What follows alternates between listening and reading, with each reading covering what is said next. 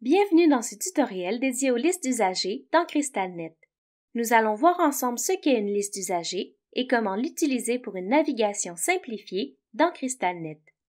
La liste d'usagers est la porte d'entrée de CrystalNet. C'est donc la première page qui s'affiche lorsque vous vous connectez.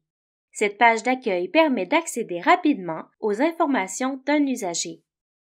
Pour afficher une liste d'usagers, il faut d'abord la sélectionner dans la liste déroulante. S'il s'agit d'une liste personnalisée, elle s'affichera directement.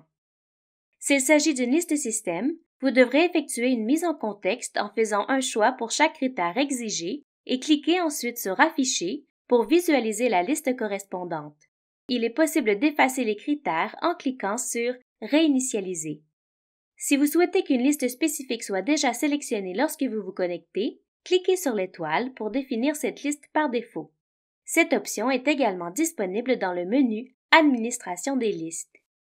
La liste d'usagers présente des colonnes d'information à gauche et des colonnes d'accès à droite.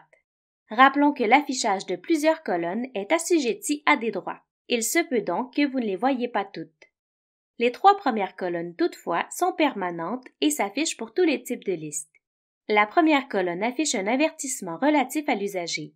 Les icônes qui s'affichent dans cette colonne peuvent indiquer si le dossier de l'usager est sous clé ou défusionné, si l'usager est décédé, s'il a été ajouté temporairement à la liste, s'il est porteur d'un agent pathogène ou si des suivis sont à faire pour cet usager. L'icône de l'entonnoir permet de filtrer la liste afin de voir rapidement les usagers pour lesquels un avertissement a été émis ou un suivi doit être réalisé. Pour afficher le filtre, cliquez sur l'icône de l'entonnoir dans la colonne d'avertissement.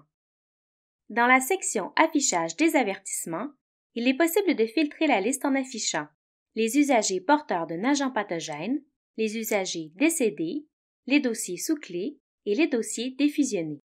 Dans la section Affichage des suivis, il est possible de filtrer la liste en affichant les suivis en retard, les suivis de la journée, les suivis dont est responsable un intervenant précis. Pour filtrer l'affichage de la liste, sélectionnez les filtres désirés, puis cliquez sur Filtrer. Pour annuler la sélection des filtres, cliquez sur Réinitialiser. La deuxième colonne d'une liste d'usagers indique si l'usager est hospitalisé, s'il a un rendez-vous pour un prélèvement ou s'il a une visite prévue au CLSC, épisode de service. Dans tous les cas, on clique sur le chevron pour voir plus d'informations. Le statut du rendez-vous s'affiche dans la tuile sous ce chevron. De plus, dans le cas d'une liste système seulement, cette icône s'affiche dans la colonne Lit-heure si l'usager est présent à son rendez-vous. La colonne Commentaire sert à saisir ou à afficher un commentaire. Ce commentaire n'a aucune valeur légale. Il peut être utilisé comme aide-mémoire, mais ne doit pas servir à la saisie de données cliniques, de prescriptions ou de notes évolutives, par exemple. Pour ajouter ou modifier un commentaire, cliquez sur l'icône de cette colonne. L'icône change de forme s'il existe un commentaire, s'il n'y en a pas, ou si l'ajout d'un commentaire est impossible. Notez que les commentaires sont liés à la liste dans laquelle ils ont été ajoutés et non à l'usager. De plus, s'il s'agit d'une liste système, les commentaires ne s'affichent que pendant la visite active de l'usager. Cependant, au moment de copier un usager vers une autre liste, il est possible d'inclure le commentaire lié à cet usager en cochant la case suivante. Une autre colonne s'affiche lorsque la liste affichée est une liste personnalisée dynamique pour indiquer si l'usager est lié à un contexte ou s'il a été ajouté manuellement, ou les deux. Les 2 colonnes d'informations suivantes présentent, comme leur titre l'indique, le nom, le prénom, le sexe, le numéro d'assurance maladie, la date de naissance et l'âge de l'usager. Une des principales fonctions de la liste d'usagers est de donner un accès direct à plusieurs informations cliniques sur un usager. Selon vos droits, vous pouvez donc accéder au tableau de bord de l'usager, au DPE, aux différents plateaux techniques, laboratoire, imagerie, pathologie, au sommaire des médicaments, aux tendances des résultats, au module d'accès à l'information, au dossier Santé Québec, au menu plus, lequel donne accès à d'autres informations sur l'usager, ainsi qu'à certaines actions pouvant être posées sur l'usager selon le type de liste affichée, et à la boîte de réception. Notez que certaines applications externes utilisées dans votre établissement sont accessibles par le menu plus ou peuvent être affichées directement dans les colonnes. Pour accéder à l'une ou l'autre de ces informations, il suffit de cliquer dans la case correspondante, sur l'icône ou sur l'indicateur, selon la colonne, ou sur l'icône correspondante en haut à droite pour la boîte de réception. Pour accéder au tableau de bord de l'usager, vous devez cliquer sur le nom de l'usager. Pour accéder directement aux demandes d'accès à l'information d'un usager, vous devez cliquer sur l'icône dans la colonne correspondante. Vous pouvez également accéder au module d'accès à l'information en cliquant sur l'icône en haut à droite. Les colonnes Laboratoire, Imagerie et Pathologie peuvent présenter des indicateurs qui permettent de voir à quand remonte le dernier résultat. Un indicateur, seulement pour la colonne Laboratoire, indique s'il existe un résultat anormal ou critique. L'indicateur s'affiche en gras lorsqu'il n'a pas encore été consulté par l'utilisateur. Depuis la page d'accueil, il est également possible d'accéder aux diverses fonctions d'administration des listes. Ces actions vous sont expliquées plus en détail dans d'autres tutoriels. N'hésitez pas à vous y référer. La page d'accueil offre une autre fonction fort utile, la consultation rapide.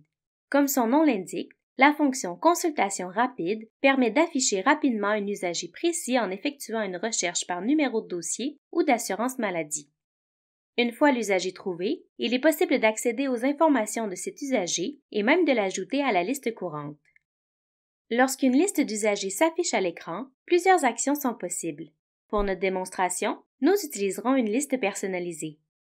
Tout d'abord, cette barre de recherche permet de rechercher un usager dans une liste en utilisant un ou plusieurs critères de recherche, soit le nom, le prénom, le numéro de dossier et le numéro d'assurance maladie. La recherche retourne alors tous les usagers de la liste courante dont les informations présentes dans les colonnes nom, prénom, numéro de dossier ou NAM correspondent aux critères de recherche. Juste en dessous, l'option de recherche avancée permet de faire une recherche plus spécifique pour afficher les usagers présents dans une unité de soins ou une clinique ou encore ceux associés à une ressource ou à un médecin. Vous pouvez aussi cocher cette case pour exclure les prélèvements. Si la liste a un contexte dynamique de rendez-vous, c'est-à-dire que le contexte choisi est usager par clinique ou usager par ressource, le filtre date du rendez-vous sera aussi présent. En haut à droite de l'écran, les messages du jour et l'occupation des lits pour le site sélectionné s'affichent. Pour en savoir plus sur ces deux fonctionnalités, nous vous invitons à consulter la base de connaissances de CrystalNet. Lorsque cette case est cochée, la liste d'usagers est rafraîchie automatiquement lorsque l'utilisateur y revient. Vous pouvez ajuster la hauteur des lignes afin de voir plus d'usagers à l'écran ou d'améliorer la lisibilité grâce aux 3 icônes de réglage de hauteur. Il est également possible de rafraîchir la liste sélectionnée et, selon vos droits, d'imprimer la liste d'usagers.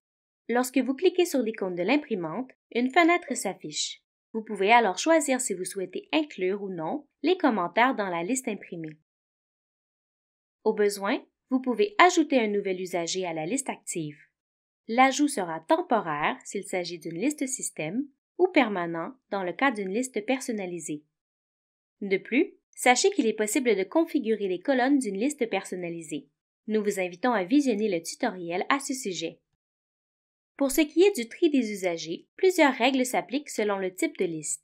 Peu importe le tri en cours, il est toujours possible de le modifier en cliquant sur les flèches de tri présentes sur les colonnes d'information. Notez que le tri appliqué à une liste est conservé par utilisateur et par liste. Celui-ci est réappliqué automatiquement au moment de la sélection de la liste d'usagers. Par ailleurs, le fait de cliquer sur le logo de CrystalNet ou sur Menu permet toujours d'accéder au menu de gauche où sont présentés tous les modules. Et de ce menu, on peut rapidement revenir à la page d'accueil en cliquant sur l'icône de la maison qui figure au bas du menu. Comme vous le constatez, la page d'accueil de CrystalNet offre des informations toujours actualisées quant à la localisation de l'usager, diminue le temps de recherche de l'utilisateur et favorise un accès rapide à ces informations cliniques. Ceci conclut le tutoriel portant sur la présentation des listes d'usagers dans CrystalNet. N'hésitez pas à consulter notre base de connaissances pour en savoir davantage sur les diverses fonctionnalités de CrystalNet. Nous vous invitons également à visionner nos autres tutoriels, disponibles à la fois sur notre chaîne YouTube, sur notre site web et sur notre base de connaissances.